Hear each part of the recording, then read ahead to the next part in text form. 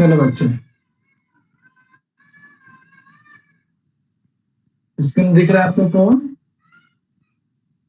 जी भैया। देखो कल तो रिकॉर्डिंग हो नहीं पाई थी, तो इस चीज को जो है दोबारा जो है को हम लोग रिविजन कर लेते हैं। ठीक है, जो कल हम लोगों ने पढ़ा भी था। क्या हो गया?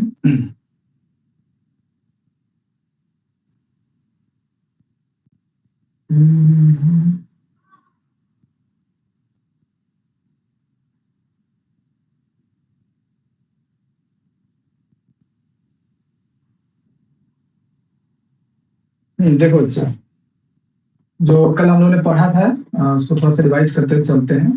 ठीक है, कल एक हम लोगों ने जो है शुरुआत के जो 3 सूत्रों को तो लास्ट क्लास में देखा ही था, और कल जो हम लोग देख रहे थे ब्रह्म के विषय में बहुत सारे कोटेशन से इम्पोर्टेंट आया था। एक बार जस्ट थोड़ा सा रिवाइज कर लेते हैं।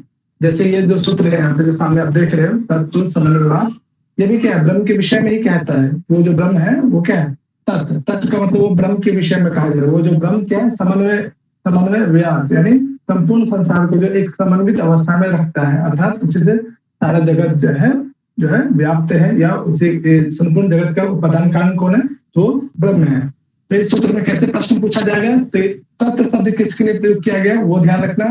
दूसरा, ये सूत्र आपको दे दिया जाएगा, फिर पूछा जाएगा कि ये जो सूत्र है इस सूत्र में किसके विषय में कहा जा रहा है, या सूत्र ये जो सूत्र है किस ग्रंथ विषय से है, दोनों तरीके से ध्यान रखेंगे। इसी संदर्भ में कुछ इंपॉर्टेंट कोटेशन कल हमने देखा था, जैसे कथम कथम पुराना ब्रह्मणा शास्त्र प्रमाणकत्वम उच्यते, कि क्या कोई भी शास्त्र ब्रह्म में प्रमाण हो सकता है, ब्रह्म के लिए प्रमाण के रूप में प्रयोग किया जा सकता है?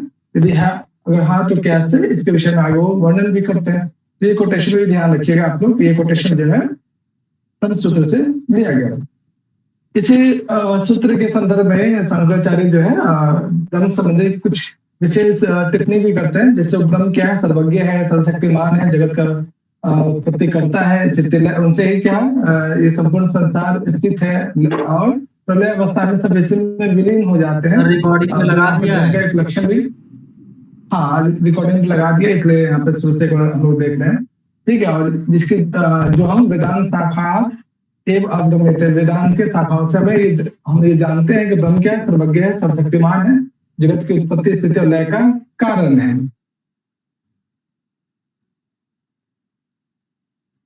ये कोटेशन भी जो ब्रह्म के संदर्भ में कहा गया है, ये कोटेशन में ध्यान रखिएगा कि ये ब्रह्म सूत्र से संबंधित, ये कल हम लोगों ने देखा भी था।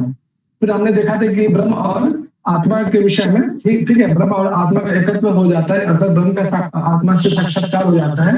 तो जो भी आपके अज्ञानता है, मिथ्या ज्ञान अपाया, सभी प्रकार के मिथ्या ज्ञान का नाश हो जाता है। ठीक है, कल हम लोगों ने ये भी देखा। फिर हमने ये भी देखा कि जो ब्रह्म है, ब्रह्म के लिए बहुत अन्य अन्य शब्द का प्रयोग किया जाता है। ब्रह्म के लिए पुरुष शब्द भी प्रयोग किया जाता है। पुरुष का मतलब हम लोग नहीं, जिस जो आखिर सांख्य कारिका में पढ़ा पुरुष, वो पुरुष भी ब्रह्म के लिए प्रयोग किया जाता है।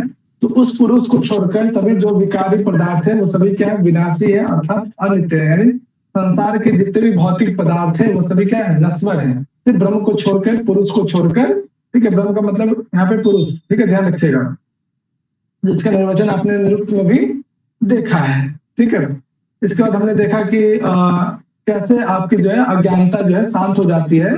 जैसे एक एग्जाम्पल के थ्रू कि जैसे कोई अग्नि जो है लकड़ी को जला देती है, ठीक है, जलने के बाद स्वयं जो है समाप्त भी हो जाती है। तो उसी प्रकार से जैसे ही आपको ज्ञान होता है, तो ज्ञान के द्वारा जो भी आपके राग आसक्ति इत्यादि है वो नष्ट होकर, ठीक है, वो ज्ञान का जो स्वरूप है वो भी शांत हो जाता है। ये सब चीज हम लोगों ने कल देखा। उसके बाद हमने देखा कि आत्मा का जो है आत्मा का क्रिया के साथ कोई समवाय संबंध नहीं होता है, इसलिए हम कहते हैं कि आत्मा का जो है, आत्मा वो कर्ता के रूप में नहीं है। ठीक है, हमने देखा कि संबंध कितने प्रकार का होता है, तर्क संगत परिभाषा में भी देखा था। फिर हमने यहाँ पे देखा था कि कैसे एक आत्मा जो है, जिस आत्मा का ज्ञान या जिस आत्मा का साक्षात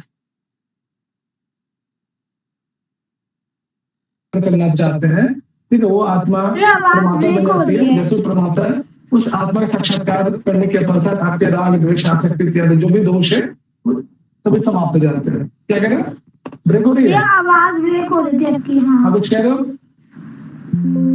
आवाज ब्रेक हो रही थी, आवाज ब्रेक हो रही है। आज तो एक बिल्कुल न्यू ब्लूटूथ शायद मुझे ही हो रही है। क्यों ब्रेक होती है हमेशा? किसी और को भी हो रही है क्या? हो रही है। हाँ क्या हो रही है, हो आवाज रही है। सही आ रही है या फिर सर ब्रेक आवाज आ रही है मेरी सही से? नहीं, अभी तो आ रही है, ब्रेक हो रही बीच है? में जब आप बोलते तब होती नहीं है। नहीं हम नहीं, तो पढ़ा रहे हो ना, तो उसमें बीच बीच में ब्रेक हो रही है। हाँ ऐसा क्यों हो रहा है? वो तो मैं मुझे लगा ब्लूटूथ में कुछ प्रॉब्लम है, तो मैंने ब्लूटूथ नया ऑर्डर करके मंगवाया। अब लगता है नहीं कि सर, नेटवर्क भी सही है इसमें, वाईफाई तो एक है ना, बार ही हुआ, अभी नहीं नेटवर्क हो भी रहा है। सही है, वाईफाई सही चल रहा है। ठीक है चलो कोई नहीं, देखते हैं। देखो बच्चा, फिर हमने देखा कि कैसे कोई आत्मा जो है परमात्मा के रूप में रिकॉर्डिंग कर दी है, रिकॉर्डिंग ऑन कर दी। ज्ञान इत्यादि प्राप्त। हाँ रिकॉर्डिंग ऑन है, रिकॉर्डिंग ऑन है। ठीक है चलो, उसके बाद हमने देखा कि अगले कोटेशन में, ठीक है कैसे जो है लौकिक प्रमाण भी जो है आत्मा के साक्षात्कार में सहायक हो सकता है। ये शुरुआत के जो है 4 जो है सूत्र से याद रखेंगे और क्रमबद्ध तरीके से याद रखेंगे। ठीक है, इतना हम लोगों ने देखा था।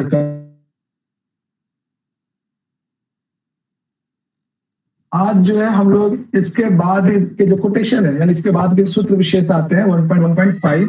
तो कोई बताएंगे 1.1.5 का मतलब क्या है इसमें? कोई भैया? बताएंगे इसमें ये जो है इसका भैया क्या आपने मतलब कहा है? था कि आज थोड़ा सा रिपीट करेंगे। हाँ, अब बोलो विशाल। थोड़ा सा हो पंखा गया रिपीट रिपीट। हो गया। हाँ ठीक, क्योंकि कल उसकी रिकॉर्डिंग नहीं हो वो पाई थी ना। रिपीट कर रहा था।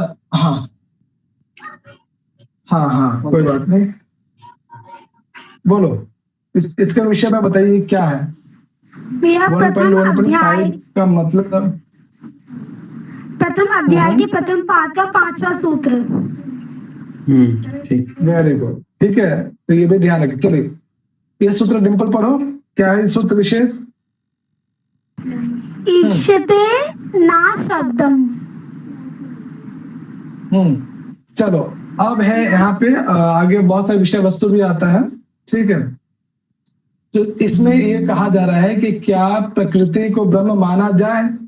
जो आपने सांख्य कालिका में प्रकृति पढ़ा, जो पुरुष पढ़ा, ठीक है, तो इसमें शंकराचार्य जो है प्रकृति को लेकर, ठीक है, आक्षेप करते हैं कि प्रकृति कभी भी ब्रह्म नहीं हो सकती है। जो सांख्य कालिका में जो 25 तत्व है, उन 25 तत्वों में से एक जो दूसरा तत्व है प्रकृति जड़ है या चेतन है? कौन बताएंगे? जहां पे आपने सांख्य कालिका में पढ़ा था, बताओ। जड़। जड़ है भैया। तो आगे वो एक्सप्लेन, हाँ जड़ है, वेरी गुड। हाँ अचेतन।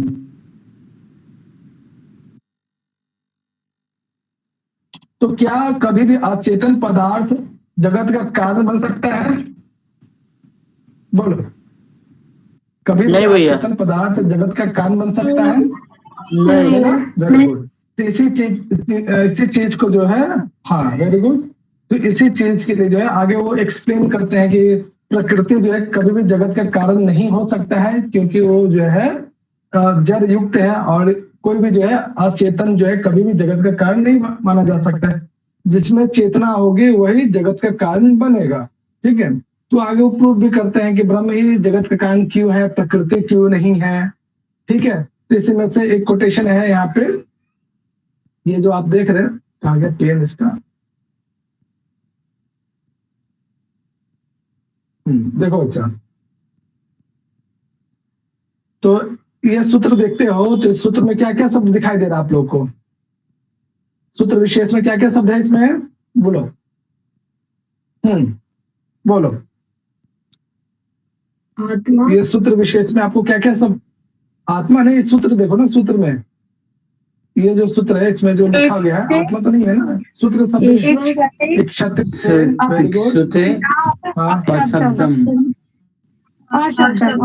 हाँ हाँ, बहुत सुंदर बोल। ठीक है, इसमें 3 पद बनेंगे। इक्षते नहा शब्दम। यहाँ पे जो रेफ दिख रहा है ना आपको, रकार दिख रहा है, वो विसर्ग है, विसर्ग को रेफ हो गया है, तो नहा ऐसा बनेगा।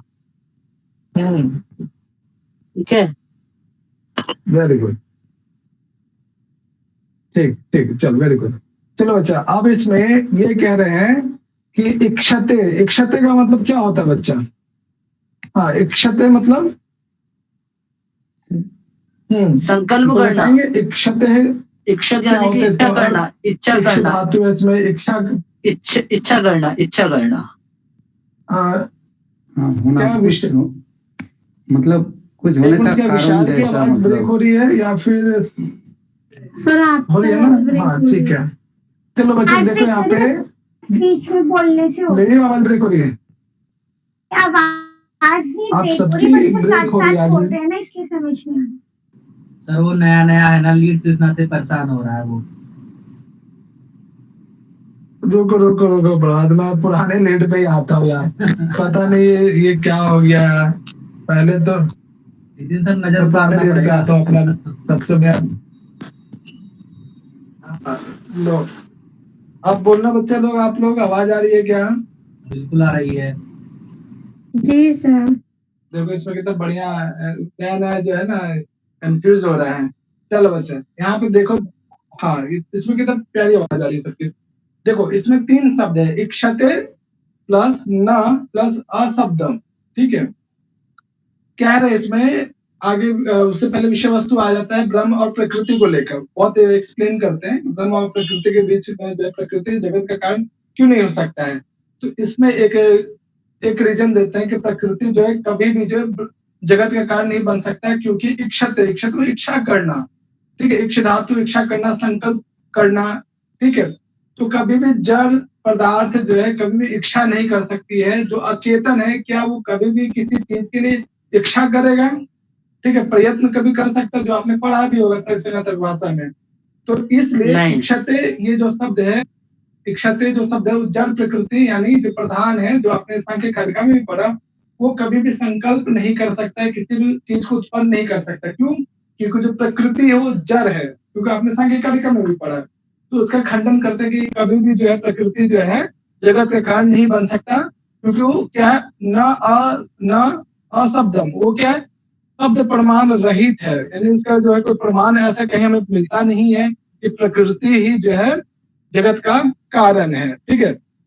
इसके विषय में कोई प्रमाण नहीं मिलता है। ब्रह्म के विषय में बहुत ज्यादा प्रमाण मिलता है कि ब्रह्म ने इच्छन किया, या ब्रह्म ने अपनी इच्छा प्रकट की, या उसने उसके प्रयत्न से सारा संसार जो है व्याप्त हुआ।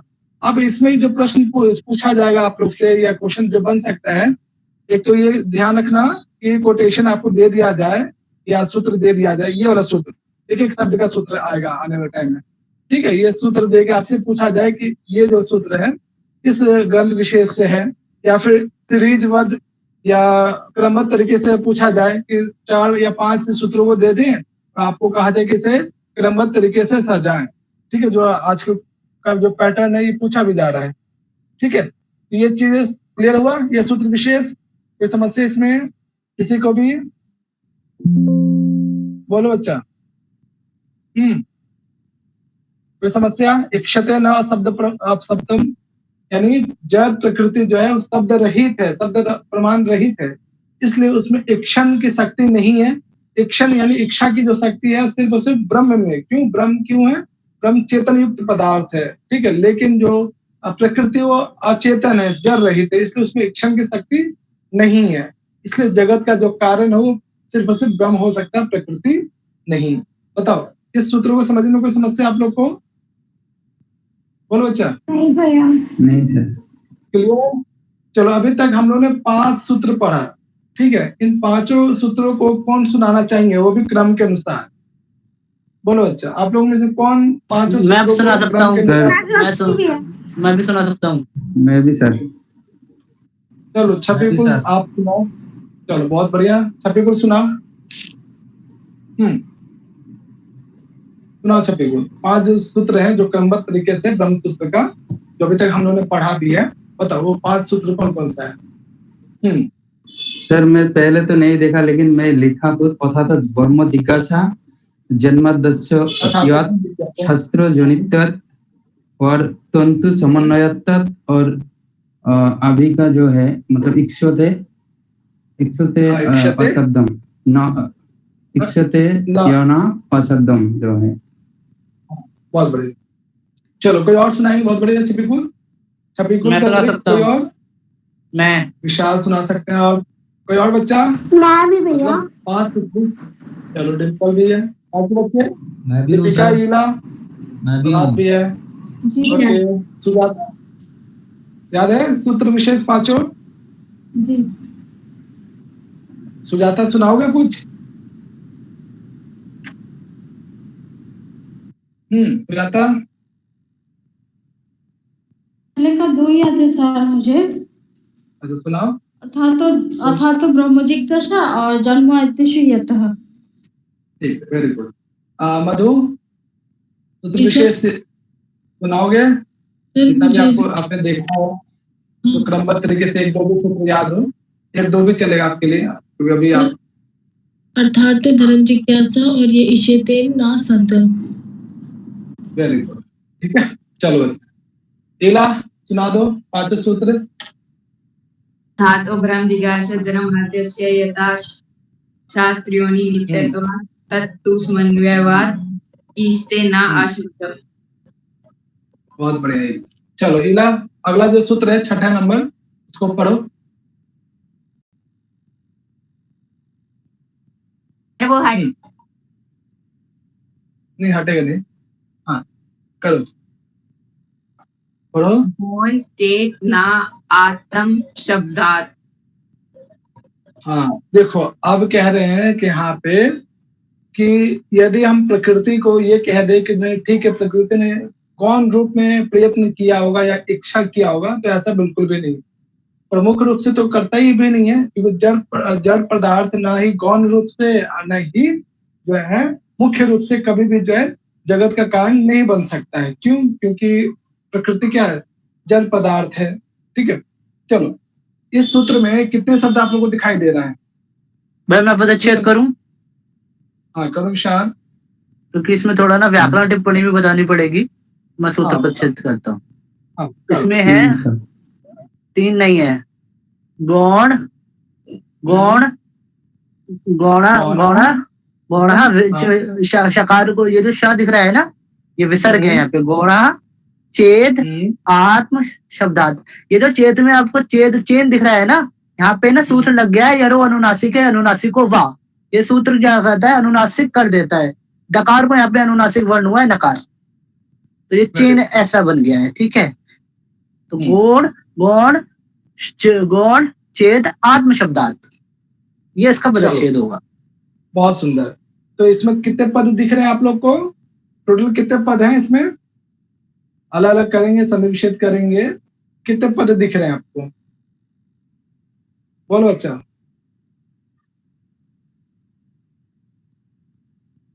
3 है। गौण, ठीक है, फिर चेत है, फिर आत्म शब्द। चलो बहुत बढ़िया। तो इसमें जो आत्म शब्द आया है या आत्म शब्दात, ठीक है, आत्म शब्द के कारण, ठीक है, तो आपने बहुत सारे कोटेशंस देखे होंगे जहां पे ब्रह्म के लिए आत्मा या आत्म शब्द का प्रयोग किया गया है। कुछ याद आ रहा है? आत्मा च ब्रह्म, ये कहाँ प्रयोग मिलता है? आत्मा च ब्रह्म, इसी की पहली जो अथा तो ब्रह्म जिज्ञासा सूत्र है ना, उसमें पहले ही है। हाँ, तो ब्रह्म के लिए आत्म शब्द प्रयोग हुआ है या प्रकृति के लिए? ब्रह्म के ब्रह्म के लिए।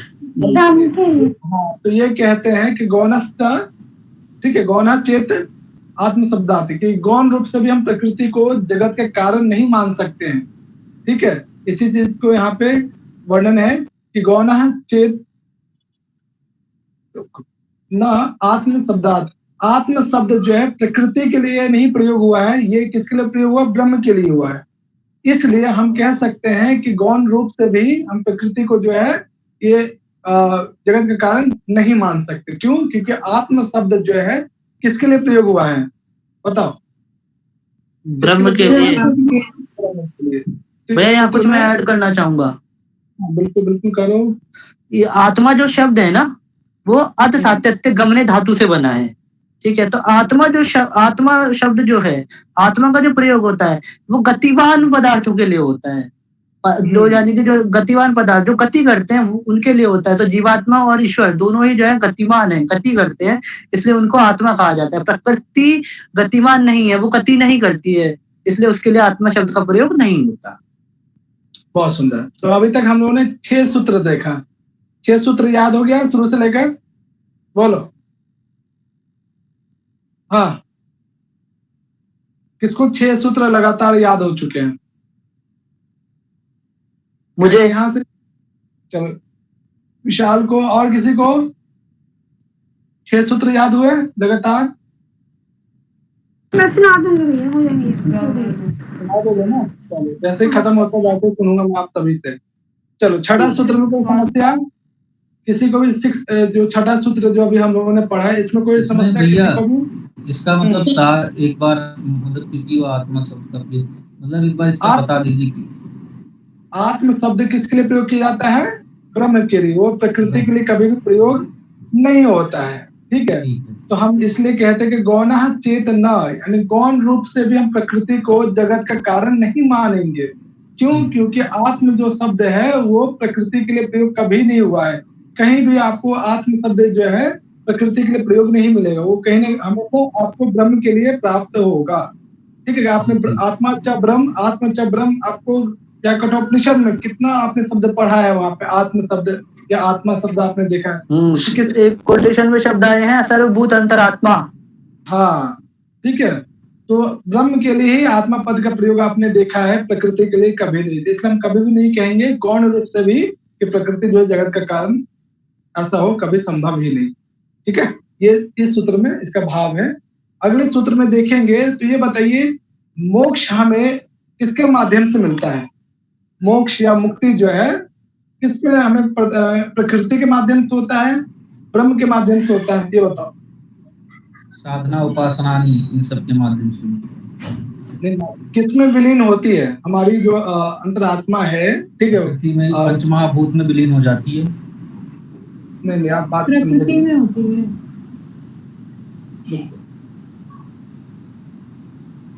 चलो, ये सूत्र पढ़ो। कौन पढ़ेंगे? इला पढ़ोगे? सर। पढ़ो इला। निष्ठस्य मोक्षो उपदेशात्। Okay, very good. हाँ, मधु बताओ यहाँ पे कितने शब्द आपको दिखाई दे रहे हैं? ये जो सूत्र है तन्निष्ठस्य मोक्षोपदेशात्, कितने दिख रहे हैं आपको? 3। ओके, कौन कौन सा? ततिष्ठस्य मोक्ष उपदेशात्। ओके, ठीक है। तो 3 है या 4 है? भैया 4 है। क्या क्या है? निष्ठ, फिर अस्य, मोक्ष, उपदेशात्। ठीक है, चलो मधु ने भी ठीक किया। चलो, क्या कह रहे हैं? तत्निष्ठस्य मोक्ष उपदेशात्, किसमें विलीन होने से या किसका ध्यान लगाने से या किसमें स्थित होने से हमें मुक्ति मिलती है? ठीक है, प्रकृति में ध्यान लगाने से या फिर ब्रह्म में लीन होने से या ब्रह्म में स्थित होने से हमें जो है मोक्ष मिलता है। मोक्ष का उपदेश या मोक्ष जो है, मोक्ष की जो या मुक्ति किसमें बतलाई गई है? ब्रह्म में या प्रकृति में? बहुत सारे वेदों जो वेद हैं, ठीक है, श्रुति उपदेश करते हैं, अलग अलग वेदों में मोक्ष का जो उपदेश है किसके प्रति बताया गया है? प्रकृति के प्रति या ब्रह्म के प्रति? ब्रह्म के प्रति। हाँ, क्योंकि आपने देखा हो जितने भी वेद हैं, ठीक है, हर जगह आपको ब्रह्म के विषय में कहा गया है कि ब्रह्म ही जगत का कारण है। और जैसे ही ज्ञान की प्राप्ति होती है, ठीक है, आत्म साक्षात्कार होता है, तो आपकी जो आत्मा है उसमें विलीन हो जाती है, उसमें स्थित हो जाती है, अर्थात ब्रह्म के समान आप भी हो जाते हैं। इसी चीज को यहाँ पे कहा गया है कि तद्निष्ठस्य मोक्ष उपदेशात्, ये अलग अलग वेदों में ये हमें उपदेश प्राप्त होता है किसके प्रति? मोक्ष संबंधी चीजें। कहाँ पे? तत्निष्ठस्य, यानी उसमें स्थित होने से। इसमें स्थित होने से उस परमात्मा या उस ब्रह्म में, ठीक है, जो जगत का जो कारण है उसमें यदि अपने आप को स्थित करते हैं, अर्थात आत्म साक्षात्कार करते या ज्ञान की प्राप्ति होती है, तो वहीं से आपको क्या? मोक्ष उपदेशात्, मोक्ष की प्राप्ति होती है। ठीक है, यानी जगत का जो कारण है ब्रह्म, उसमें अपने आप को अगर आप समर्पित करते हैं या स्थित करते हैं, ठीक है, अपने आप को लीन करते हैं, ब्रह्मलीन या ब्रह्मनिष्ठ करते हैं, तो आपको मोक्ष या मुक्ति का उपदेश प्राप्त होता है या मोक्ष प्राप्त होता है। ठीक है, ये चीजें कभी भी अचेतन पदार्थ में ऐसा संभव नहीं है। उस इसी भाव को यहाँ पे बताया गया, यानी ब्रह्म में भैया यहाँ पर भी 3 पद हैं, इस सूत्र में भी 3 पद हैं। ठीक है, तद निष्ठस्य मोक्ष उपदेशात 4 है। हाँ ठीक है, दोनों में संदेह हो गई है। वो तद निष्ठस्य मोक्ष उपदेशात, ये विच्छेद होगा। अब आप सबसे एक प्रश्न है यहाँ पे कि जब संधि विच्छेद करते हैं प्रथम पद को तत् प्लस निष्ठस्य, तो तत् शब्द किसके लिए प्रयोग किया गया है? परमात्मा के लिए, परमात्मा के लिए, परमात्मा जगत का कारण जो होता है, उसका कारण जो ब्रह्म है उसके लिए। ठीक है, उसमें अपने आप को निष्ठावान कर देंगे तो मोक्ष की प्राप्ति होती है। अभी आप लोग के लिए मोक्ष क्या है? JRF है। अब NDA वालों ने ऐसा मजाक कह लो या फिर अचानक उन्होंने ऐसा झटका दिया है कि सीधे जुलाई के 2nd वीक से लगभग आरंभ हो रहा है आप लोग का नेट JRF का। तो उम्मीद है आप लोग का एग्जाम, उम्मीद है मतलब हो सकता है कि फर्स्ट ने तो 2nd मतलब जो 8 तारीख है, 8-9 से स्टार्ट है ना आप लोग का, तो स्टार्टिंग के डेज में ही आप लोग का मतलब संस्कृत वालों का होने की संभावना है। लास्ट टाइम तो सबसे लास्ट में चला गया था, 27 दिसंबर को चला गया था, लेकिन इस बार उम्मीद है कि आप लोग का पहले हो जाएगा। इस हिसाब से समय काफी कम है, इस पर हम लोग चर्चा करेंगे क्लास के बाद कि क्या क्या हम लोग कर सकते हैं। हाँ, ये सूत्र है, कोई समस्या है इस सूत्र में? नहीं भैया। चलो बच्चा, अब आप लोग को कुछ याद होगा वेदांत सार या फिर भैया इनमें 9वां सूत्र 7 से सीधा 9वां, 8वां कहाँ है? हाँ, 8वां इंपॉर्टेंट नहीं था, इसलिए मैंने छोड़ दिया। ठीक है, चलो अब आप लोग से एक प्रश्न है कि आपने जो ब्रह्म है, ब्रह्म के लिए क्या क्या उपमा या फिर क्या क्या विशेषण शब्द अभी तक सुना है? चाहे वो आपने BA में पढ़ा हो, मास्टर्स में पढ़ा हो या अभी पढ़ा हो, जो कुछ भी उनके लिए ब्रह्म के लिए जो विशेषण शब्द आपने पढ़ा है, क्या क्या पढ़ा है ब्रह्म के लिए या आत्मा के लिए? सर्वज्ञ, सर्वंतर्यामी, सर्वनियंता, एक मिनट, बारी सर्वज्ञ, सर्वनियंता, सर्वंतर्यामी, परमेश्वर, परमात्मा, और बस आगे सृष्टिकर्ता, ओके, वेरी गुड। करता। एक मैं उसमें ऐड कर देता हूँ, बहुत ज्यादा व्यापक हो जा रहा है। वेदांत सार के अनुसार बता दो। ईश्वर, परमेश्वर, और कुछ छूट रहा है? अखंडम सच्चिदानंदम अवांग मनस गोचरम। बहुत सुंदर, अखंडम बोला आपने, फिर दूसरा सच्चिदानंदम, सच्चिदानंद, तो सच्चिदानंदम में क्या क्या शब्द आ रहा है उसमें? सच्चित आनंद और आनंद। Very good. तो पहला पद आपने क्या बोला? सत्य, सहलंद बोला। सत्य का मतलब क्या? वो जो सत्य है, नित्य को, जो नित्य पदार्थ होते हैं उनको सत्य कहा जाता है। सत्य के लिए, सत्य नहीं, सहलन, ठीक है, सत्य स्वरूप, हाँ, सत्य स्वरूप वाला सत्य कहलाता है। तो ये बताओ कि वहां पे जो आपने सत्य चित आनंद सच्चिदानंद कहा, तो सत्य पद, चित्त पद और लास्ट में जो आनंद पद आया वो किसके लिए प्रयोग किया गया? जीवात्मा, परमात्मा के लिए। तो जो अभी आपने सत्य बोला और आनंद, इसी से संबंधित आगे के जो 2 सूत्र आएंगे कि आनंद पद या सत्य पद किसके लिए प्रयोग किया गया था वेदांत सार में? ब्रह्म के लिए, प्रकृति के लिए, हाँ, प्रकृति के लिए प्रयोग नहीं किया गया है। ठीक, इसी चीज को इस सूत्र में जो भी देखोगे इसमें बताया गया। चलो, हाँ, कौन पढ़ेगी इसे? चलो, विशाल पढ़ना है? जी भैया, पढ़ लूंगा। पढ़ो।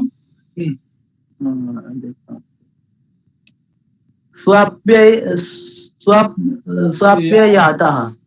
हाँ, यानी सत्य चीज किसमें विलीन हो जाता है? सत्य पदार्थ में या असत्य पदार्थ में? सब चीज यानी पहले, हाँ, जब प्रलय अवस्था आती है तो हर चीज जो है क्या होता है, उसी सत्य पदार्थ में जो वास्तविक स्वरूप वाला है, अर्थात उस ब्रह्म में क्या विलीन हो जाती है, नाश हो जाती है। ठीक है, जब प्रलय अवस्था आएगी, सारा संसार जब नष्ट होगा, 3 अवस्था कही गई है। ठीक है, एक उत्पत्ति, एक स्थिति, एक प्रलय अवस्था है, ठीक है। तो तब क्या होता है, उसमें विलीन हो जाता है, इसलिए वो क्या सत स्वरूप वाला प्रकृति कभी नहीं होगी।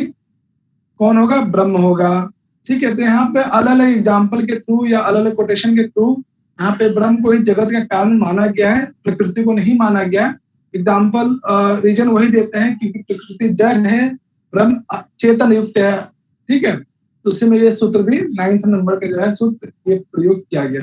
चलो अभी तक जो सूत्र हमने पढ़ा, ठीक है, 5th से लेकर बीच में 8 वाला छोड़ दिया हम लोग, कोई इम्पोर्टेंट था नहीं।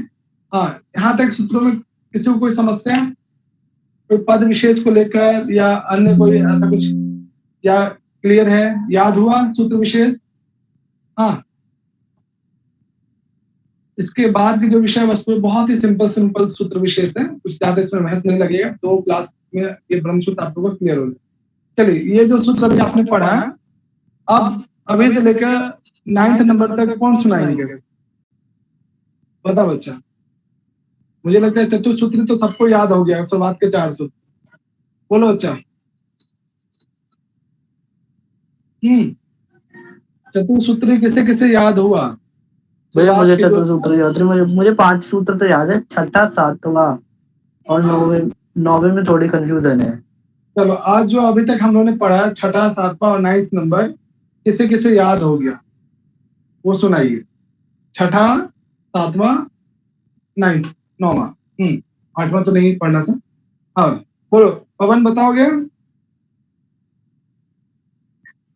सर अभी एक देखा था वो सूत्र स्व अप याद था ना सर? हाँ, स्वाप याद, ठीक है। उससे पहले 9th नंबर का, 7th नंबर का ततिष्ठस्य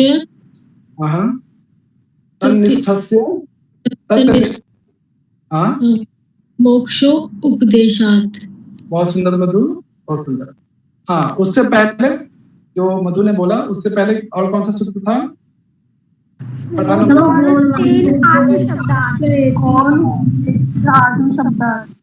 वेरी गुड। उससे पहले 5वां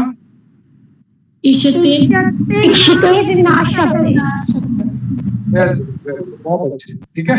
ऐसे जो है सूत्र विशेष को याद रखिए क्लास में, मतलब कोशिश कीजिएगा कुछ ना कुछ चीजें आपको क्लास में ही याद हो जाए, ठीक है। चलो, इसके बाद जो है 10th नंबर का जो सूत्र विशेष है, चलो देखिए यहाँ पे अगला सूत्र। चलो हाँ, यार क्या पढ़ो इसको।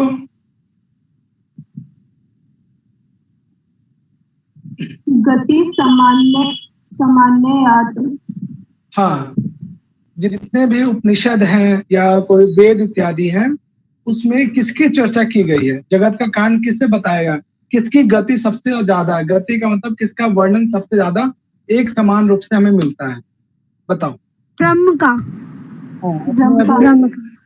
हाँ, कठोपनिषद पढ़ा, ईशावास्य उपनिषद पढ़ा, श्वेताश्वतोपनिषद भी पढ़ रहे हो, तो सब में ईश्वर ब्रह्म के विषय में ही वर्णन आपको सबसे ज्यादा एक समान गति से, सामान्य तौर पे एक समान रूप से आपको चेतन युक्त जो पदार्थ है, जो जगत का कारण है, वो ब्रह्म संबंधित चीजों का ही वर्णन आपको मिलता है, ठीक है। इसलिए ये क्या, शास्त्रों में अनेक प्रमाण हमें मिलते हैं कि जगत का जो कारण है वो चेतन युक्त पदार्थ ब्रह्म ही है, और उसके विषय में जो उसकी गति है, गति सामान्य यानी समान रूप से प्रत्येक उपनिषद वाक्यों में कहीं ना कहीं इसी के विषय में वर्णन हमें प्राप्त होता है। किसके विषय में?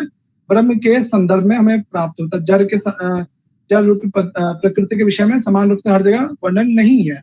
तो इसमें प्रश्न क्या ऐसा बनेगा, यह सूत्र आपको दे दिया जाए और आपसे पूछा जाए ये सूत्र किसे कहता है, किसके विषय में कहा जा रहा है, ठीक है। ऑप्शन में गति संज्ञा भी हो सकती है, जो व्याकरण में गति संज्ञा भी है, ठीक है। तो ये बताओ, ये सूत्र किसके विषय में, क्या किसको डिफाइन करता है? बोलो बच्चा। सिंपल जो है सूत्र है। इस सूत्र विशेष को समझने में या याद रखने में कोई समस्या आप लोग को? यानी सामान्य रूप से जो है ब्रह्म की जो गति है, ब्रह्म का जो गति का मतलब वर्णन करना, ठीक है, या उसका प्रवाह जो है, वर्णन का जो प्रवाह है, वो हर जगह समान रूप से उपनिषद ग्रंथों में आपको मिलेगा। ऐसा नहीं कि एक उपनिषद में ब्रह्म का वर्णन है, किसी दूसरे में नहीं है। हर जगह किसी न किसी सूक्ष्म अवस्था में हो या स्थूल अवस्था में वर्णन आपको मिलेगा ही। इसका प्रमाण अभी तक आपने जो उपनिषद देखा हर जगह आपको ब्रह्म संबंधित चीजों को वर्णन मिलेगा ही मिलेगा। चलो, कोई डाउट इस सूत्र विशेष में? आगे चले। यस भैया। चलो, और आज के जो अंतिम सूत्र देख लो। चलो नीतू पढ़ो उसको। श्रुत्वाच। अच्छा, हाँ, यानी श्रुतियों में, श्रुति किसको कहते हैं या श्रुत किसको कहते हैं? शास्त्र अथवा वेद। वेद को। हाँ, जितने भी वैदिक ग्रंथ है कि श्रुतत्वाच, यानी वेदों के अलग अलग वेदों में जो है, यानी चाहे उपनिषद ले लीजिए, आत्मिक ले लीजिए, कहीं ना कहीं हर जगह जो है इस जगत का जो कारण है ब्रह्म, उसके विषय में वर्णन हमें प्राप्त होता ही होता है। ये ब्रह्म ऐसा है, वो ब्रह्म वैसा है, उसके अलग अलग जो है विशेषताओं का वर्णन हमें मिलता है। तो जो अभी तक आपने 11वां नंबर का देखा या 10वां नंबर का ये या फिर 9th नंबर का, ये सभी जो है ब्रह्म संबंधी जो है कोटेशंस है, तो याद रखेंगे और कोशिश करेंगे कम से कम 10 तक तो आपको याद रखना है। 10 तक तो याद कर लो कम से कम, वो भी क्रम के अनुसार। बीच में जो 9th नंबर का 8 नंबर वाला नहीं यहाँ पे है, तो मैं इसको ऐड कर दूंगा। ठीक है, एग्जाम के पॉइंट ऑफ व्यू से मुझे इंपॉर्टेंट नहीं लगा था, इसलिए छोड़ दिया दोस्तों। ठीक है बच्चा, अब यहाँ पे एक बार फटाफट देख लो शुरू से लेकर मतलब जो सूत्र विशेष है, और जल्दी से मुझे अभी 1 से लेकर 10 तक जो 10 सूत्र हैं उसे फटाफट सुना दो मुझे। चलो, एक तो है यहाँ पे अथातो ब्रह्म जिज्ञासा, दूसरा सूत्र यहाँ पे हमने देखा जन्माद्यस्य यतः, तीसरा हमने देखा शास्त्र योनित्वात्, चौथा हमने देखा तत्व समन्वयवाद, पांचवा हमने देखा इक्षते न अशब्दम। ठीक है, ये इक्षते न शब्दम, इस तरह से गौणश्चित आत्म शब्दात् तन्निष्ठस्य मोक्षोपदेशात्, फिर स्वाप्ययात्, गति समन्वयात् और तत्वाच्च।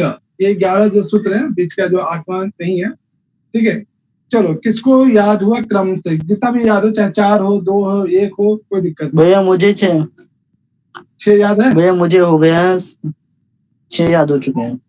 6 याद हो चुके हैं, वेरी गुड। 6। हाँ, और बच्चे लोग 2, 4, 6, 8, 10 जितने भी हैं। सर मैं शुरू करूं? शुरू करो अपना। अथातो ब्रह्म जिज्ञासा, जन्माद्यस्य यतः, शास्त्रो योनिनित्यत्वात्, तत्तु समन्वयात्। ठीक है, उसके बाद है इक्षते न शब्दम, और उसके बाद इक्षते न आप शब्दम, संधि विच्छेद के साथ बोल रहे हो तो इक्षते न शब्द, और गणोच्चन आत्म शब्दात्। वेरी गुड, आगे। उसके बाद फिर गति समन्वयात् और श्रुत्वाच्च, ये 2 शब्द लास्ट वाले भी